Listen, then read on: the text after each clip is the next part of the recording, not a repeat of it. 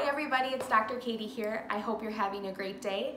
And what we're going to be talking about today is one of my favorite topics, and that is nutrition. And so with nutrition, obviously this is a big topic, lots of emotions, lots of feelings about it. And what we're going to just be simplifying today are the 3 main nutrients that your child needs for overall function, but ultimately how we can best support your child if they're somewhere on that spectrum. So children with sensory disorders, whether it is SPD, ADHD, autism, or somewhere on that range, they struggle a lot with how well their brain is able to communicate with the rest of their body. And what we want to do is help support that system as best we can. So one of the best ways to do that is through nutrition. And so with nutrition, there's a lot of new research coming out with the correlation between this diet and this condition to see how things are changing. And one of the forefront things that people are looking at when it comes to research is how spectrum disorders relate to what we're feeding our kids. And so when we break down food and our children, what we're looking at is how well their brains are able to work. So if you think about food just like the fuel for your car, if you drive a truck that needs diesel, you need to put diesel in it. Otherwise, bad things will happen if you put premium in it. I don't know what happens, but something does, I've heard. And so the same thing with our kids. If we're working on focusing, sleeping, better mood, paying attention, all of those things are going to relate to what we're feeding our child. So with diets, what they're finding the most in the research is eating a whole food or a clean diet. Those are the ones that are related the most to seeing improvements in a child's ability to learn and focus and think. All good things. So what do those diets break down to is what we're going to talk about. So there's 3 main macronutrients that we all need. So the first one is going to be carbs, 2 is protein, 3 is fat. So we're going to break those down.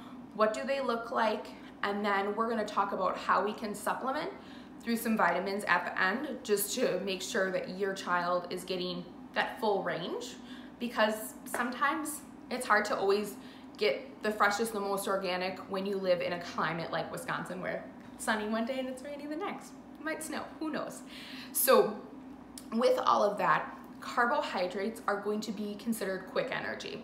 So they break down into different categories, but for simplicity's sake, we have kind of good and we have bad carbs.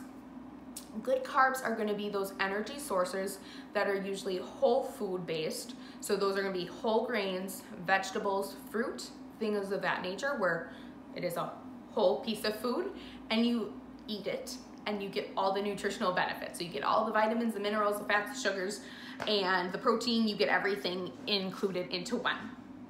And then there's simple carbs, so bad carbs. So bad carbs are going to be our chips, our crackers, our cookies, those things that we eat. We get a spike in energy and we feel fabulous.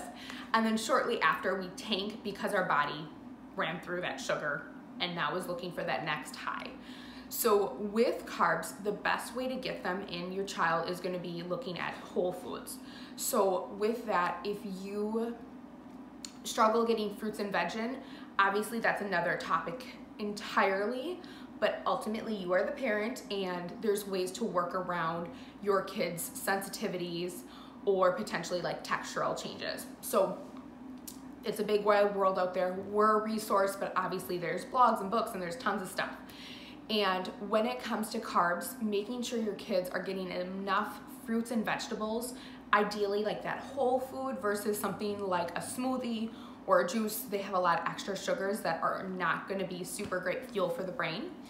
And with those things, just getting in as many as we can is going to be great. One, for their fiber content, their nutritional content is going to be great, but it's also going to make sure their entire body gets what it needs for the building blocks for their brain and everything else to function. The second category is going to be protein. So protein is one of the biggest things that studies have found to be an indicator with change in diet and symptomatology of ADHD. So what they're finding is that kids who eat a higher diet in protein have better focus, better overall cognition compared to a child that has ADHD and eats more of a carb-based diet. And so basically the carb-based diet, what those kids found in that study where they had higher levels of drowsiness and inattention. So with that, protein is just going to be a big fuel and building block for the brain. It provides it with tons of cofactors and minerals that just help support brain function. And so with protein, this is an easy one. Obviously, that's going to be all our meat, chicken, eggs, legumes, all that good stuff. And so with this, when there's something your kid likes, like, take advantage of it. So if we love chicken, awesome. We can avoid veal if we need. But veal, fish, like, those are also awesome, great sources for healthy sources of protein too. And then number 3 for our macronutrients is going to be fat. And so fat gets a lot of bad raps. However, it's amazing. It's pretty much essential for our brain's development. That's why when we're pregnant, they make sure we're on fish oil, because fish oil helps fuel your baby's neurological development. And it still does that even when your child's on the outside and is an adolescent in middle school. It still is very important. So with fat, we can get it from a variety of sources. So wild caught fish, especially like cold water fish. There's obviously supplements, which we're going to talk about, but avocados, nuts are going to have great sources of healthy fats. And so fats basically create like a sleeping bag around your neuron. So your neurons are the cells that send messages to and from the brain and the rest of the body all day, every day. And if they have a nice fuzzy blanket of fat, what that does is it allows those messages to get sent really quickly.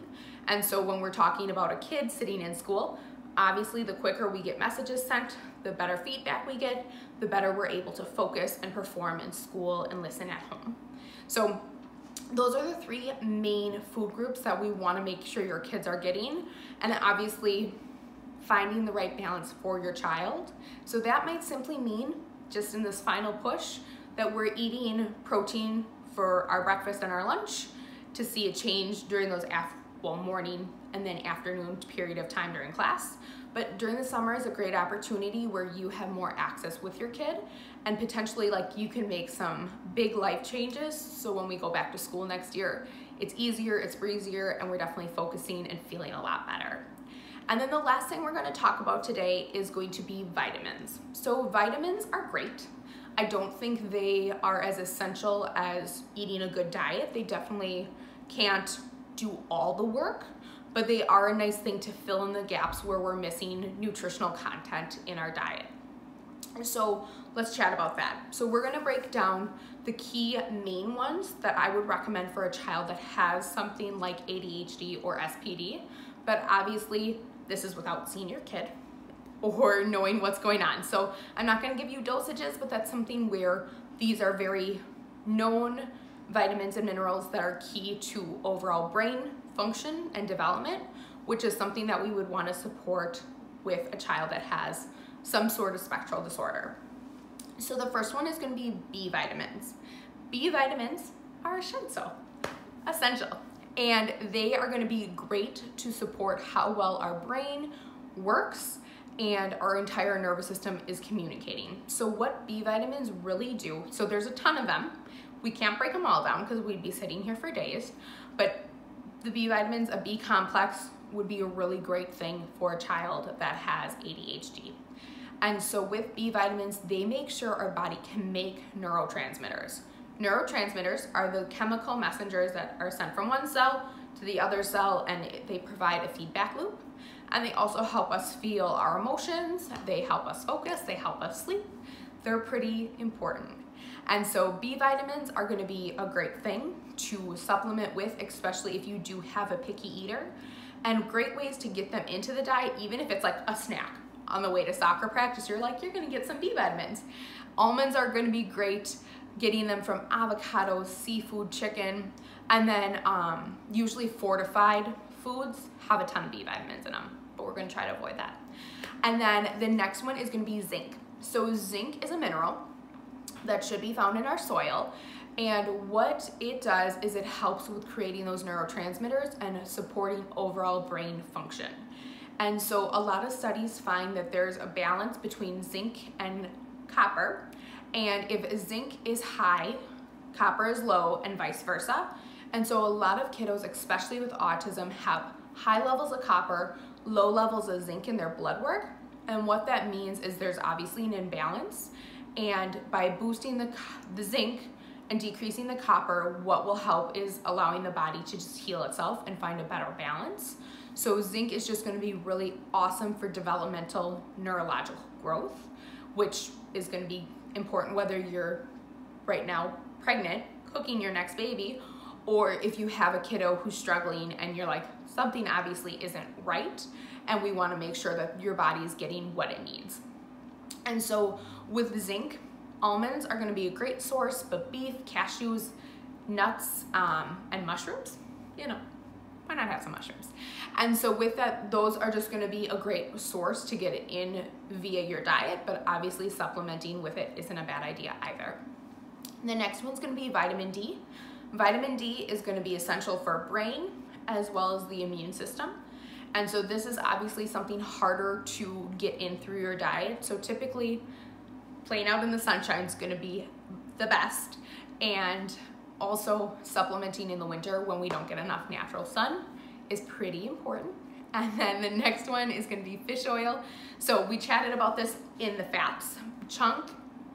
So fish oil is going to be your omega-3 fatty acids. So it's our healthy fatty acids that help create that blanket around all our nerves, help everybody communicate and connect.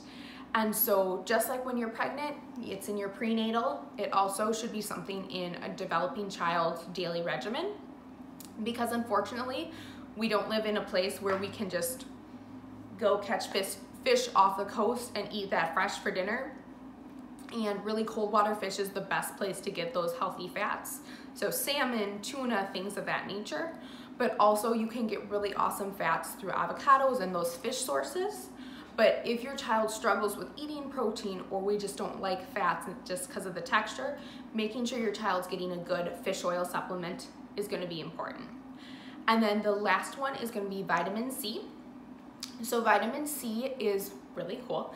So what it does is the common thing that everybody knows, which is it helps our immune system. So, I mean, added boost, just like the vitamin D, but in your brain, it has 15 times more receptors and overall function.